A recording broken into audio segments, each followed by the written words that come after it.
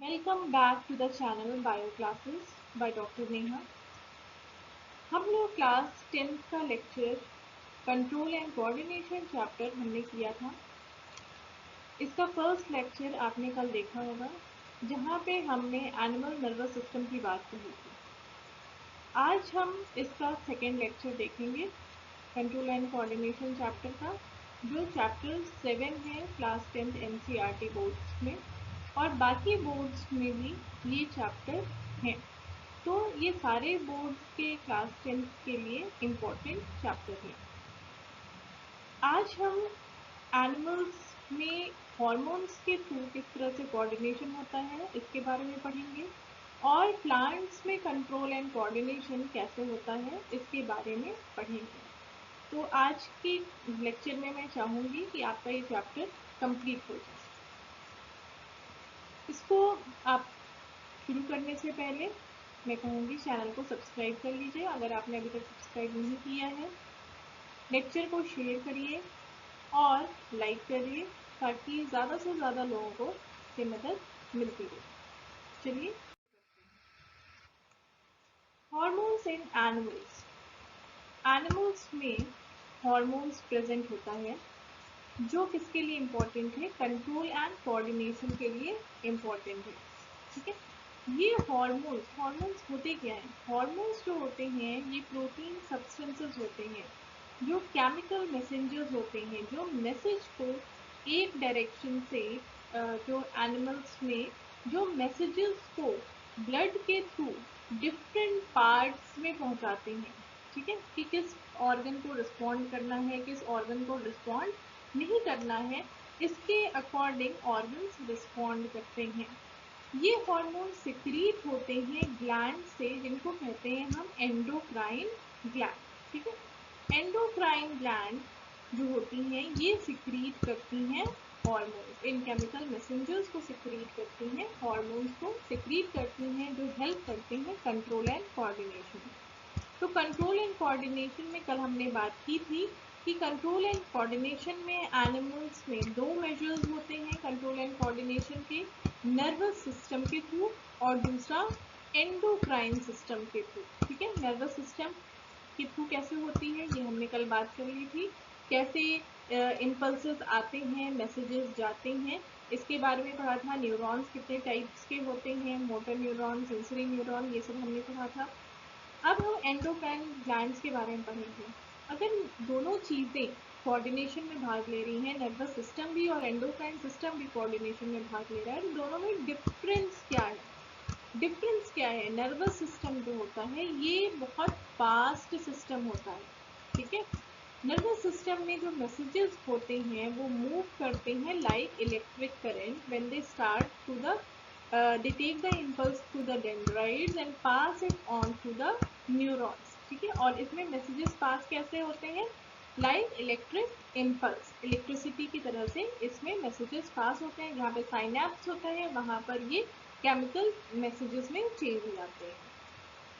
Endocrine system में क्या होता है? एंडोक्राइन सिस्टम में ऐसा कोई इलेक्ट्रिक इम्पल्स नहीं होता है। एंडोक्राइन सिस्टम में हॉर्मोन्स होते हैं जो केमिकल मैसेंजर्स होते हैं, ये ब्लड के थ्रू ये डिफरेंट ऑर्गन्स में जाते हैं। ठीक है, तो दोनों में ये डिफरेंस है। और जहाँ पर एंडोक्राइन ग्लैंड्स की ज़रूरत होगी, हार्मोन्स की ज़रूरत होगी, वहाँ पे ये काम करेंगी, और जहाँ पर नर्वस सिस्टम की ज़रूरत होगी वहाँ पर वो काम करेंगे। जैसे रिफ्लेक्स एक्शन है या सोचना है या मेमोराइजिंग है, यहाँ पे क्या करेंगे? नर्वस सिस्टम काम करेगा। एंडोक्राइन सिस्टम क्या काम करेगा? जैसे एंजाइम्स का बॉडी में सिक्रेशन हो रहा है, कब ज़्यादा होना चाहिए, कब कम होना चाहिए। डाइजेशन की बात कर लें हम, कब ज़्यादा एंजाइम्स का सिक्रेशन होना चाहिए, कब कम एंजाइम्स का सिक्रेशन होना चाहिए, ये एंडोक्राइन ग्लैंड डिसाइड करते हैं। लेकिन ये एंडोक्राइन ग्लैंड भी नर्वस सिस्टम के कंट्रोल में रहती है, इसलिए एंडोक्राइन ग्लैंड्स को न्यूरो एंडोक्राइन ग्लैंड्स भी कहा जाता है। ठीक है, तो ये एंडोक्राइन ग्लैंड्स मतलब क्या है? एंडोक्राइन ग्लैंड्स वो ग्लैंड्स होती हैं, जैसे ग्लैंड्स मेनली टू टाइप्स की होती हैं, एक्सोक्राइन ग्लैंड्स और एंडोक्राइन ग्लैंड्स। एक्सोक्राइन ग्लैंड्स जो होती हैं, जैसे स्वेट ग्लैंड्स हैं, सिबेशियस ग्लैंड्स हैं, ये क्या है? एक्सोक्राइन ग्लैंड्स हैं। ये ग्लैंड्स अपना सिक्रीशन बाहर जो है वो डक्ट्स के थ्रू, सॉरी ये क्या है? Endocrine gland. एंडोक्राइन ग्लैंड जो होती हैं वो अपना सिक्रीशन विदाउट डक्ट बाहर इस तरह से सिक्रीट करती हैं। लेकिन जो एक्सोक्राइन ग्लैंड होती हैं ये अपना सिक्रीशन डक्ट्स के थ्रू ये ब्लड में भेजती हैं।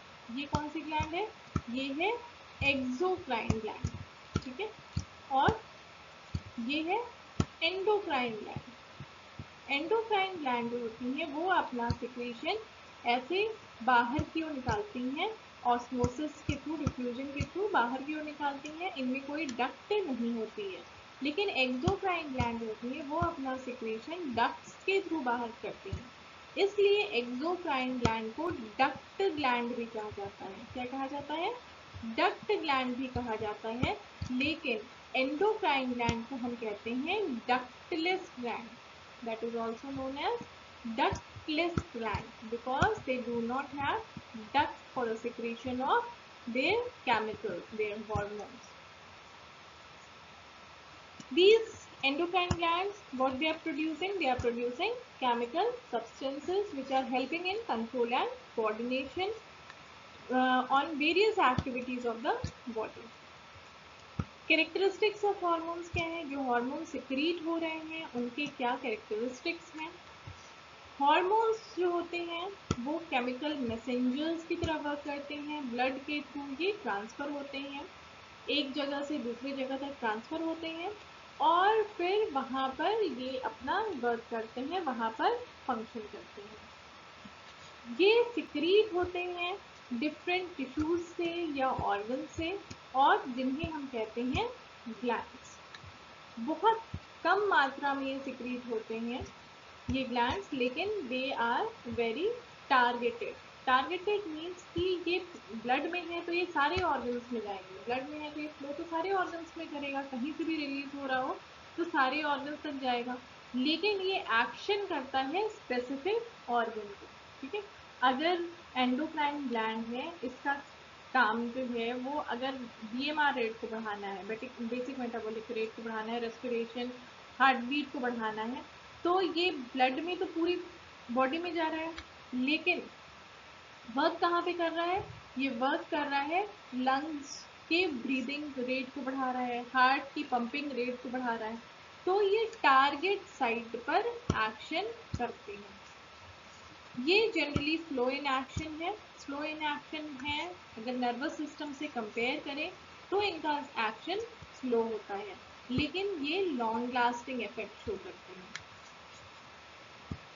ये दोनों तरह का काम करते हैं, रिएक्शन को इनहिबिट भी करते हैं कुछ एंडोक्राइन ग्लैंड्स के हार्मोन्स, और कुछ हार्मोन्स जो हैं वो इनिशिएट भी करते हैं रिएक्शंस को, ठीक है। तो ये हैं कुछ कैरेक्टरिस्टिक्स इन हार्मोन्स के, जो बहुत कम मात्रा में सिक्रीट होते हैं, लेकिन ये बहुत स्पेसिफिक होते हैं, किसी ग्लैंड से सिक्रीट होते हैं और ये केमिकल मैसेंजर्स हैं और मेनली ये प्रोटीन्स होते हैं, ओके। एंडोक्राइन ग्लैंड्स देखिए, जहाँ जहाँ से जिस पार्ट से सिक्रीट हो रहे हैं एंडोक्राइन ग्लैंड्स के हार्मोन्स, जिस पार्ट से सिक्रीट हो रहे हैं ये ग्लैंड्स, एंडोक्राइन ग्लैंड्स कौन कौन सी हैं? ब्रेन में पाई जाने वाली 3 ग्लैंड्स मेन है, पीनियल ग्लैंड, पिट्यूटरी ग्लैंड और हाइपोथैलेमस। नेक रीजन में पाए जाने वाली ग्लैंड है थायराइड ग्लैंड, पैराथायरॉइड ग्लैंड, ठीक है। चेस्ट पे ठीक हार्ट के ऊपर एक ग्लैंड पाई जाती है, that is thymus gland. Pancreas जो पाया जाता है, जो पैनक्रियास पता होगा आपको, इंसुलिन रिलीज करता है, इंसुलिन हार्मोन रिलीज करता है, ये पाया जाता है लिवर के पास। किडनी के ऊपर पाए जाने वाली gland adrenal gland. Male gonads में पाए जाने वाली gland testis, that is also endocrine gland as well as exocrine gland. दोनों तरह की ग्लैंड है ये। पैनक्रियास भी एंडोक्राइन और एक्सोक्राइन दोनों तरह की ग्लैंड है। टेस्टिस जो है वो एंडोक्राइन ग्लैंड भी है, एक्सोक्राइन ग्लैंड भी है, और साथ में सेकेंडरी सेक्सुअल कैरेक्टरिस्टिक्स के लिए भी रिस्पॉन्सिबल है। फीमेल्स में ovary that is also an endocrine gland. Okay? तो जो कोर्स में आपके सिलेबस में है वो उन ग्लैंड्स की अब हम बात करेंगे। सबसे पहले पिट्यूटरी ग्लैंड। पिट्यूटरी ग्लैंड कहाँ है? ब्रेन में है। ब्रेन में किस पार्ट में? ब्रेन का पार्ट आपने पढ़ा था डायनसिफलॉन में, दो पार्ट्स पढ़े थे, थैलेमस और हाइपोथैलेमस। ठीक है, तो इस हाइपोथैलेमस से जुड़ा हुआ ही पिट्यूटरी ग्लैंड होता है। ये थैलेमस है, ये हाइपोथैलेमस है और ये पिट्यूटरी ग्लैंड है। तो इससे जुड़ा हुआ हाइपोथैलेमस के से ही जुड़ा हुआ क्या होता है? पिट्यूटरी ग्लैंड होता है। इस ग्लैंड को मास्टर ग्लैंड कहा जाता है क्योंकि ये और बाकी ग्लैंड्स के सिक्रीशन को रेगुलेट करते हैं, इसलिए इसे मास्टर ग्लैंड भी कहते हैं। ये और बाकी ग्लैंड्स जैसे कि other endocrine gland, thyroid gland है, memory gland that is not endocrine gland but that is also a gland, gonads that means testes and ovaries, they influence and they regulate their secretions. ये secrete करते हैं growth hormone जो involve है किसमें? Growth and development of human body में involvement है इसका। Growth और डेवलपमेंट ऑफ ह्यूमन बॉडी में इन्वॉल्वमेंट है। इसको GH भी कहा जाता है, ग्रोथ हार्मोन। अगर इसका सिक्रीशन बहुत ज़्यादा हो जाए बॉडी में, हाइपर सिक्रीशन, ज़्यादा सिक्रीशन को क्या कहेंगे? Hyper secretion of pituitary gland और hyper secretion of growth hormone that causes abnormal growth of the body, जिसे कहते हैं जीनगैंटिज्म। इसमें क्या होता है कि इंसान की हाइट ज़्यादा लंबी हो जाती है और जिसे कहते हैं जीनगैंट, एबनॉर्मल ग्रोथ हो जाती है हाइट में, जिसे कहते हैं जीनगैंटिज्म। अगर इनका सिक्रीशन ऑप्टिमम लेवल से लो होता है तो हाइट शॉर्ट होती है और जिसे कहते हैं हम ड्वार्फिज्म। ओके, तो ये है पिट्यूटरी ग्लैंड। कहाँ इसका लोकेशन है, क्या इसका फंक्शन है, ये आपको बातें याद रखनी है। Thyroid gland. थायराइड ग्लैंड आपकी ये नेक रीजन है। ठीक है, नेक रीजन में जो विंड पाइप है, विंड पाइप को हम ट्रैकिया भी कहते हैं। ट्रैकिया यहाँ पे है, ट्रैकिया। तो ट्रैकिया के ऊपर ये पूरी आपकी थायराइड ग्लैंड है, ये थायराइड ग्लैंड। तो ये प्रेजेंट कहाँ है? ट्रैकिया के ऊपर प्रेजेंट है। और जो वॉइस बॉक्स है, ये वॉइस बॉक्स है। ठीक है, इस वॉइस बॉक्स के नीचे बाइलोब्ड स्ट्रक्चर, दो लोब्स हैं, लेफ्ट लोब राइट लोब, दो बाइलोब्ड स्ट्रक्चर में जो बीच में जुड़ी हुई है, ये दोनों लोब जो है बीच में जुड़े हुए हैं, ऐसा स्ट्रक्चर पाया जाता है जो कहलाता है थायराइड ग्लैंड। ठीक है, ये कौन सा हार्मोन सिक्रीट करता है? ये हार्मोन सिक्रीट करता है थायरॉक्सिन।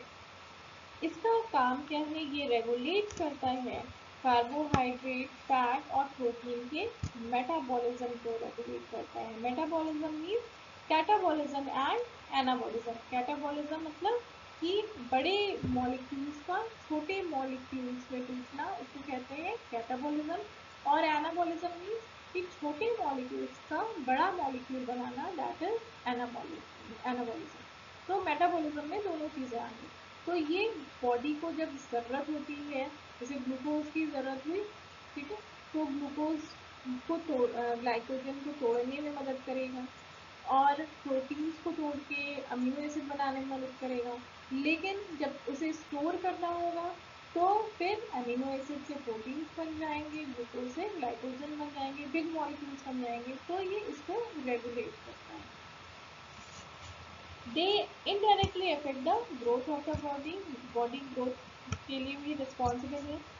सिंपल वॉइटन, अगर हमारी डाइट में सबसे थायराइड ग्लैंड जो थायरॉक्सिन सिक्रीट कर रहा है, इस थायरॉक्सिन को बनाने के लिए थायराइड ग्लैंड को आयोडीन की ज़रूरत होती है। ठीक है, आयोडीन की ज़रूरत होती है। तो अगर हमारे फूड में आयोडीन की कमी हो जाती है, फूड में आयोडीन की कमी हो जाती है, तो ये थायरॉक्सिन नहीं बन पाता है, ये थायराइड ग्लैंड थायरॉक्सिन नहीं बना पाता है और इसकी कमी से ये डिजीज होती है सिंपल गॉइटर। सिंपल गॉइटर में इस थायराइड ग्लैंड की साइज बहुत बड़ी हो जाती है, ठीक है। थायराइड ग्लैंड फूल जाती हैं और यहाँ पर स्वॉलन नेक में बाहर से आपको स्वॉलन स्ट्रक्चर दिखाई देगा, जिसी को हम कहते हैं सिंपल गॉइटर, ठीक है। जो लोग कोस्टल एरिया तराई क्षेत्र जो हमारा है उसके पास जो रहते हैं, वहाँ पर पहले जो तराई क्षेत्र था वहाँ पर पहले वहाँ की मिट्टी में जो है वो आयोडीन की कमी पाई जाती है। तो जब मिट्टी में आयोडीन की कमी पाई जाएगी तो वहाँ पर वेजिटेबल्स और फ्रूट्स जो भी ग्रो किए जाएंगे उनमें भी आयोडीन की कमी पाई जाएगी। तो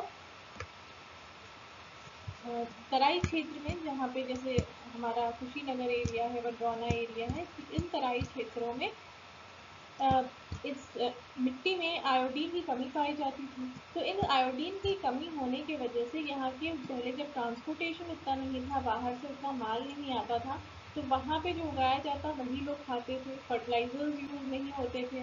तो इस वजह से वहाँ के लोगों में ये डिजीज़ बहुत ज़्यादा पाई जाती थी। लेकिन उसके बाद जब ट्रांसपोर्ट होने लगे, बाहर से माल आने लगा, बाहर से सब्जियाँ, बाहर से फर्टिलाइजर्स का यूज़ होने लगा, तो अब ये डिजीज़ बहुत रेयरली कहीं पर देखी जाती है। ऐसी जगह है जहाँ पर आयोडीन पाई जाए वहाँ पर ये डिजीज़ नहीं होगी, जैसे कि कोस्टल रीजन है, जो समुद्र के किनारे वाले क्षेत्र हैं, जहाँ पर नमक पाया जाता है, नमक और उसके अलावा और सॉल्ट में आयोडीन भी होता है, वो पाए जाते हैं। तो वहाँ के सॉइल जो होते हैं वो रिच होते हैं आयोडीन में, इसलिए वहाँ पर ये डिजीज़ बहुत रेयर होती है या नहीं होती है, ठीक है। तो ये हो गया आपका second endocrine gland, thyroid gland. Adrenal gland, adrenal gland is situated at the anterior part of the kidney. ये किडनी है आपकी, दो किडनीज होती हैं, सबको पता होगा। किडनी के ऊपर कैप लाइक स्ट्रक्चर होता है जिसको हम कहते हैं एड्रिनल ग्लैंड, ठीक है। क्योंकि ये किडनी के ऊपर है, किडनी को रीनल भी कहते हैं, ठीक है। तो किडनी के ऊपर है इसलिए इसको सुप्रा रीनल ग्लैंड भी कहा जाता है। किडनी के ऊपर है इसलिए इसको सुप्रा रीनल ग्लैंड भी कहते हैं, क्योंकि रीनल टर्म जो है वो किडनी के लिए यूज होता है। किडनी में जो वेन जाती है उसको कहते हैं रीनल वेन, किडनी से जो आर्टरी निकलती है उसे कहते हैं रीनल आर्टरी। तो इसके ऊपर जो ग्लैंड पाई जाएगी इसको क्या कहेंगे, सुप्रा रीनल ग्लैंड। ये कौन सा हार्मोन सिक्रीट करती है, एड्रिनेलिन, जिसे एपिनेफ्रिन भी कहते हैं, नॉर एड्रिनेलिन जिसे नॉर एपिनेफ्रिन भी कहा जाता है, ठीक है। जब डेंजर की सिचुएशन होती है, अचानक से कोई आ जाए या इमरजेंसी हो या स्ट्रेस की कंडीशन हो, आप बहुत डरे हुए हो, उस टाइम पर ये ग्लैंड सिक्रीट होती है, ये हार्मोन सिक्रीट होता है adrenaline, adrenal gland adrenaline secrete करती है, ठीक है। जब ये एड्रिनेलिन हार्मोन सिक्रीट होता है उस टाइम आपकी हार्ट बीट बढ़ जाती है और सांस तेज चलने लगती है। सांस तेज चलेगी तो क्या होगा, रिब्स की मसल्स और डायफ्राम में जो होगा वो मूवमेंट ज़्यादा होगा, और उस टाइम सब जब हार्ट बीट बढ़ेगी और ब्रीदिंग रेट बढ़ेगी तो सप्लाई ऑफ ऑक्सीजन भी बढ़ जाएगा, जिससे कि ये मसल्स को तैयार करती है फाइट करने के लिए, डेंजर से फाइट करने के लिए तैयार करती है। तो या तो हमारी बॉडी उस डेंजर से फाइट करती है या फिर भाग जाती है, इसलिए इसे फाइट और फ्लाइट हार्मोन भी कहा जाता है, ठीक है। जैसे आप कभी डर जाते हैं तो क्या होता है, जो सिचुएशन होती है वो इसकी वजह से ही होती है, एड्रेनलिन की वजह से ही होती है, कि हार्ट बीट बढ़ जाती है, सांस तेज हो जाती है, पुतलियाँ बड़ी हो जाती हैं, प्यूपल साइज बड़ी हो जाती है, ठीक है। तो ये क्या करती है, ऑक्सीजन ज़्यादा लेने लगती है, उस टाइम हमारे अंदर ज़्यादा एनर्जी आ जाती है फाइट करने की या भाग जाने की, तो इसीलिए इसको फाइट और फ्लाइट हार्मोन भी कहा जाता है, ओके। तो ये होगी third gland, gland. Next gland that is pancreas. Pancreas कहाँ प्रेजेंट है? पैनक्रियाज जो अपने लाइफ प्रोसेसेस में पढ़ा था न्यूट्रिशन चैप्टर में, स्टमक है। स्टमक जब स्मॉल इंटेस्टाइन से आगे बढ़ता है तो यहाँ पर ये जुड़ा होता है एक तरफ से लिवर से और दूसरी तरफ से ये जुड़ा होता है पैनक्रियाज से, ठीक है। और लिवर जुड़ा होता है, लिवर की डक्ट जो होती है वो जुड़ी होती है गॉल ब्लैडर से। तो ये पैनक्रियाज प्रेजेंट है near the stomach and liver, ये है आपका पैनक्रियाज, ठीक है। ये लिवर है, ये गॉल ब्लैडर है और ये स्टमक यहाँ पे प्रेजेंट होता है। ये सिक्रीट करता है हार्मोन इंसुलिन। इंसुलिन क्या करते हैं?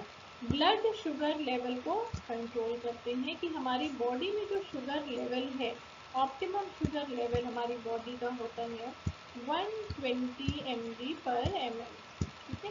तो इस ऑप्टिमम लेवल को ये मेंटेन करता है। अगर इससे ज़्यादा हो जाए तो हाइपरग्लाइसीमिया कहते हैं या डायबिटीज़ मेलिटस कहते हैं। अगर इससे कम हो जाए तो इसे कहते हैं हाइपोग्लाइसीमिया। तो कम भी खतरनाक है और ज़्यादा होना भी खतरनाक है, क्योंकि कम होगा तो हमारे ऑर्गन्स को ग्लूकोज नहीं मिलेगा, उनकी फंक्शनिंग प्रॉपर नहीं होगी। और अगर ज़्यादा होगा तो क्या होगा? ये डिजीज़ हो जाएगी, डायबिटीज़ मेलिटस हो जाएगी, जिससे बहुत सारे ऑर्गन फेलियर्स हो सकते हैं। ये इंसुलिन करता क्या है? ये इंसुलिन जो होता है ये सेल की परमिएबिलिटी को बढ़ा देता है, ठीक है। ये permeability increases the permeability of the cell membrane for glucose and accelerates the passage of glucose into cell. अब ये इंसुलिन क्या है? इंसुलिन जब ब्लड स्ट्रीम में आया तो ये ब्लड में ग्लूकोज भी है, ब्लड में इंसुलिन भी है। तो ये इंसुलिन क्या करता है कि जो ग्लूकोज ब्लड में है, इसको डाइजेशन के बाद जब एब्जॉर्प्शन हो जाएगा स्मॉल इंटेस्टाइन में, तो ग्लूकोज कहाँ आ जाएगा? ब्लड स्ट्रीम में आ जाएगा। ब्लड स्ट्रीम से अब ग्लूकोज को जाना है सारे सेल्स में। तो सारे सेल्स में जाने के लिए इस ग्लूकोज को परमिएबल होना चाहिए सेल्स के लिए। तो ये इंसुलिन यही काम करता है। ये इंसुलिन ग्लूकोज की परमिएबिलिटी को बढ़ाता है जिससे कि वो सेल्स में जा सके और सेल्स उस ग्लूकोज को यूज कर सके, ठीक है। अगर ये नहीं जाएगा सेल्स के अंदर, अगर ये नहीं जाएगा तो क्या होगा? ब्लड ग्लूकोज बढ़ जाएगा ना। यहाँ पर ग्लूकोज का लेवल ब्लड में ज़्यादा रहेगा, अंदर जा ही नहीं रहा, तो सारा ग्लूकोज कहाँ रहेगा? ब्लड में रहेगा। तो ग्लूकोज ब्लड ग्लूकोज लेवल बढ़ जाएगा। इसी को हम कहेंगे डायबिटीज़ मेलिटस। सिम्टम्स क्या है डायबिटीज़ मेलिटस को? जब शुरुआत होती है डायबिटीज़ मेलिटस की तो फ्रीक्वेंट यूरिनेशन होता है और थर्स्ट, बहुत ज़्यादा प्यास लगती है। डायबिटिक पेशेंट्स को कंट्रोल करने के लिए ब्लड शुगर लेवल इस पे कंट्रोल करने के लिए 120 mg/ml पर रखने के लिए इंसुलिन के इंजेक्शंस लेने पड़ते हैं, ठीक है। तो ये इंसुलिन जब बॉडी में नहीं बन रही है तो उसको बाहर से लेने पड़ेंगे और बहुत सी मेडिसिन लेने रहते हैं जिससे कि ब्लड शुगर लेवल कंट्रोल में रहे, ठीक है। Next is gonads. Gonads female में ओवरीज है और मेल में टेस्टिस है। इन दोनों का काम है गैमीट्स प्रोड्यूस करना, टेस्टिस का काम है स्पर्म प्रोड्यूस करना, ओवरीज का काम है ओवा प्रोड्यूस करना। इसके अलावा इसका दूसरा वर्क है, they work as endocrine gland, क्योंकि ये हार्मोन भी प्रोड्यूस करते हैं। टेस्टिस, मेल्स में जो टेस्टिस है ये हार्मोन प्रोड्यूस करती है टेस्टोस्टेरोन, ठीक है। ये टेस्टिस है, ये टेस्टिस हार्मोन कौन सा प्रोड्यूस कर रही है? टेस्टोस्टेरोन। टेस्टोस्टेरोन का फंक्शन क्या है? टेस्टोस्टेरोन का फंक्शन है कि प्रोडक्शन ऑफ स्पर्म्स को कंट्रोल करता है और जो सेकेंडरी सेक्सुअल चेंजेस हैं ड्यूरिंग एडोलेसेंस, जो चेंजेस होते हैं बॉडी में, उसके लिए रिस्पॉन्सिबल है। इसी तरह ओवरीज, फीमेल की ओवरी जो है, ये ओवरी है, फीमेल की ओवरी जो है हार्मोन प्रोड्यूस करती है एस्ट्रोजन। तो एस्ट्रोजन भी कहीं कहीं आपको लिखा मिलेगा और एस्ट्रोजन भी कहीं कहीं लिखा मिलेगा। ये रिस्पॉन्सिबल होती हैं, दोनों एक ही है, एस्ट्रोजन या एस्ट्रोजन दोनों चीज़ें एक ही हैं। तो ये रिस्पॉन्सिबल होती हैं फीमेल्स में सेकेंडरी सेक्सुअल कैरेक्टर्स एडोलेसेंस के टाइम में जो सेकेंडरी सेक्सुअल कैरेक्टर्स हैं उनको उनकी चेंजेस के लिए रिस्पॉन्सिबल हैं। प्रोजेस्टेरॉन भी ओवरी से सिक्रीट होता है, ये हेल्प करता है मेंस्ट्रुअल साइकिल के रेगुलेशन में एंड दे मेंटेन प्रेगनेंसी। ठीक है, तो दो हार्मोन ओवरी से सिक्रीट हो रहे हैं, एस्ट्रोजन और प्रोजेस्टेरॉन, और टेस्टिस से सिक्रीट हो रहा है टेस्टोस्टेरोन। इसका फंक्शन क्या है ये आपको। अब ये आपका एनिमल सिस्टम का कोऑर्डिनेशन एंड कंट्रोल खत्म हो गया, नर्वस सिस्टम भी आपने पढ़ लिया और एंडोक्राइन सिस्टम भी पढ़ लिया। अब हम पढ़ेंगे कोऑर्डिनेशन इन प्लांट्स। प्लांट्स में कंट्रोल एंड कोऑर्डिनेशन अलग तरह के हार्मोन्स के थ्रू होता है, जिन्हें हम प्लांट हार्मोन्स कहते हैं या फिर उसे फाइटो हार्मोन्स के नाम से भी जाना जाता है। मेन 5 प्लांट हार्मोन्स या फाइटो हार्मोन्स हैं। पहला auxin, gibberellins, cytokinins, abscisic acid and ethylene. Okay, तो एक एक करके हम पढ़ेंगे। ऑक्सिन्स, ऑक्सिन्स जो होते हैं ये कहाँ पाए जाते हैं? ये पाए जाते हैं ग्रोइंग रीजन्स में। ठीक है, जब फोटोट्रॉपिक प्लांट्स जैसे प्लांट्स जो होते हैं, जब सनलाइट कुछ प्लांट्स होते हैं वो सनलाइट के डायरेक्शन में ग्रो करते हैं, तो जब ये ग्रो करते हैं तो ऑक्सिन्स जो होते हैं वो इनकी ग्रोथ को रेगुलेट करता है। ठीक है, जब ऑक्सिन इनकी ग्रोथ को रेगुलेट कैसे करता है? जैसे अगर हम एक जर्मिनेटिंग सीड लें और ये इसका प्लूम्यूल रीजन है। ठीक है, प्लूम्यूल रीजन आगे जा करके क्या बनाएगा? शूट बनाएगा, और इस तरफ सन है, तो ये मूव करेगा टूवर्ड्स सन की ओर मूव करता है। मूव क्यों करता है? क्योंकि जो रीजन सन से अवे है, ये रीजन सन से अवे है और ये रीजन सन की तरफ है, तो जो रीजन सन के से दूर है, शेडेड एरिया में है, वहाँ पर ऑक्सिन रिलीज होता है। यहाँ पर ऑक्सिन रिलीज होगा और ये ऑक्सिन रिलीज होकर के इस साइड के ग्रोथ को बढ़ा देगा। इसकी ग्रोथ जब बढ़ गई और इसकी ग्रोथ कम है तो क्या होगा? ये मुड़ जाएगा। एक तरफ की ग्रोथ ज़्यादा हो गई और एक तरफ की ग्रोथ कम है तो ये चीज़ टिल्ट हो जाएगी ना। तो इस तरह से ये मूवमेंट करता है, phototropic movement. When light falls on one side of the plant, the auxin generally diffuse towards the shaded side of the shoot.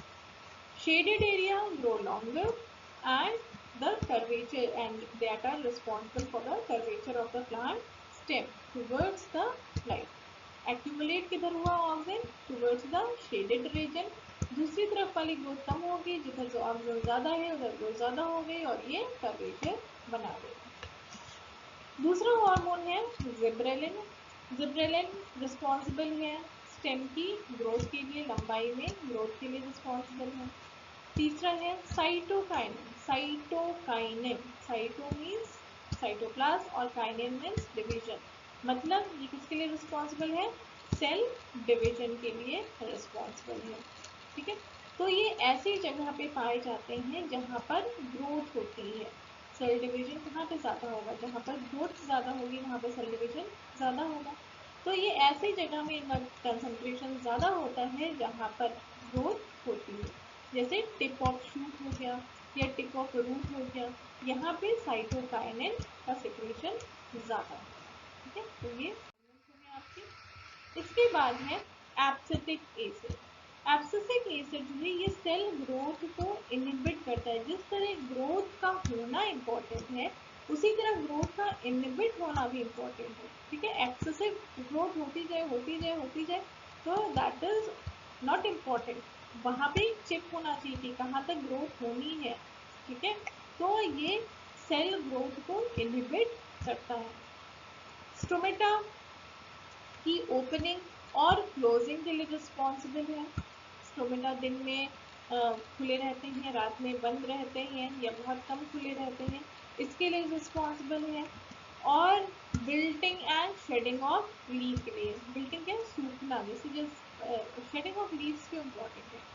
Plants में जो है एक्सप्रेशन, कोई एक्सप्रेशन के लिए कोई अलग से ऑर्गन नहीं होता है ना, तो प्लांट्स में जो एक्सक्रीटरी प्रोडक्ट होते हैं ये पुरानी लीव्स में एक्यूमुलेट हो जाते हैं। ठीक है, तो ये लीव्स जो पुरानी होती है जिसमें कि एक्सक्रीटरी प्रोडक्ट एक्यूमुलेटेड है, ये शेड हो जाती है।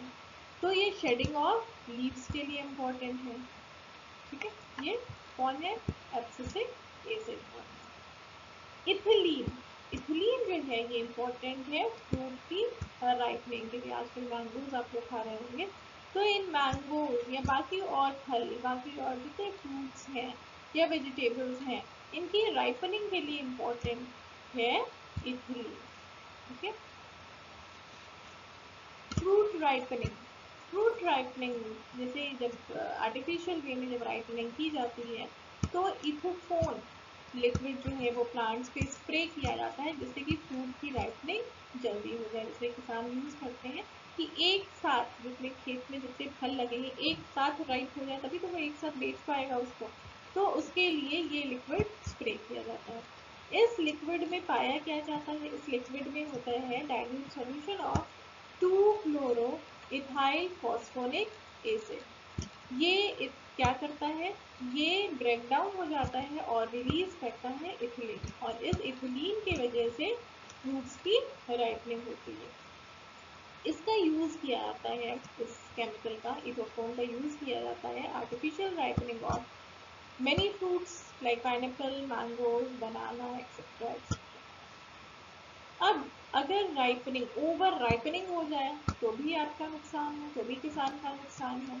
तो जब राइपनिंग हो जाती है उसके बाद उसको अगर high concentration of carbon dioxide में रख दिया जाता है, ठीक है, चैम्बर्स में रख दिए जाते हैं, high concentration of carbon dioxide chambers में रख दिए जाते हैं, जिससे कि उसमें वो इनहिबिट कर देता है प्रोडक्शन ऑफ इथिलीन को।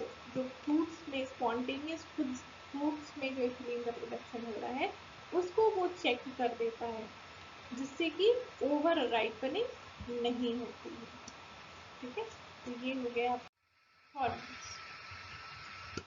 नाउ प्लांट में कोऑर्डिनेशन मूवमेंट के थ्रू होता है।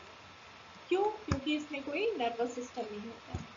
तो ये जो रिस्पॉन्ड करते हैं स्टिमुलाई का, जो भी इन्वायरमेंटल चेंजेस हैं उसको जो रिस्पॉन्ड करेंगे, वो किसके थ्रू रिस्पॉन्ड करेंगे? क्या दिखा के रिस्पॉन्ड करेंगे? वो करेंगे मूवमेंट।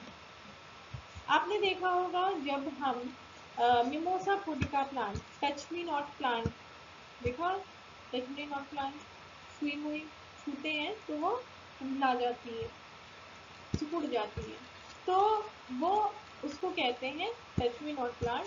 ये सेंसिटिव प्लांट है टच के, और ये प्लांट की पत्तियां जो होती हैं वो फोल्ड हो जाती हैं। ठीक है, और ये इस टाइप का मूवमेंट जो है वो ग्रोथ के इंडिपेंडेंट है। ठीक है, इस टाइप का मूवमेंट ग्रोथ के इंडिपेंडेंट है, इसमें ग्रोथ से कुछ रिलेटेड नहीं है। ठीक है, इसमें कोई, जब ये पत्तियां सिकुड़ रही है तो इसमें कोई ग्रोथ नहीं हो रही है, इसलिए इसको हम कहेंगे movement is independent of growth. बाकी और भी मूवमेंट्स हैं जो ग्रोथ के डिपेंडेंट हैं। Growth is dependent which is dependent on growth, movement which is dependent on growth. जैसे सीड जर्मिनेशन है। सीड जर्मिनेट कब होगा?